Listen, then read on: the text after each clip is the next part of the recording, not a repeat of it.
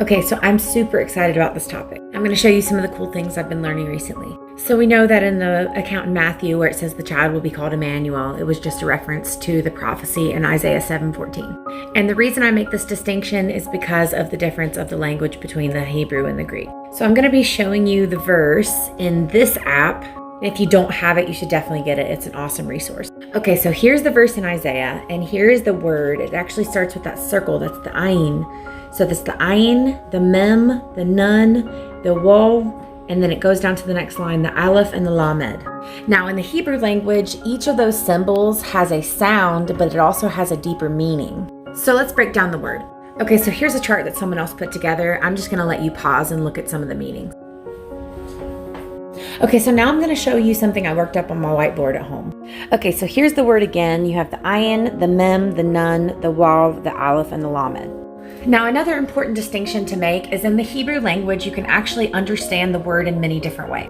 You can go from right to left, like reading it. This is how we learn to pronounce the words. But then you can also take the symbols themselves, the ones on the outside, in, to have a fuller understanding of the word. Okay, so here we have the ayin and the lamed, we have the mem and the aleph, we have the nun and the waw. Another cool thing about the Hebrew language is sometimes the center letters are the heart of the meaning of the word. So let's go through these. We have to see the shepherd, or to experience his teachings, the Son and the Father, or the blood that has power. And then we have the life in who we pitch our tent, or the air in who we pitch our tent. Now that concept of pitching your tent is like to dwell with him.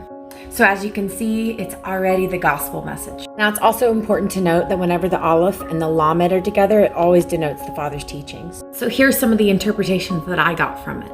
To know the Son in whom life we pitch our tent in the Father's teachings. To understand the blood that brings life and the Father's teachings, or dwelling with the Father's teachings.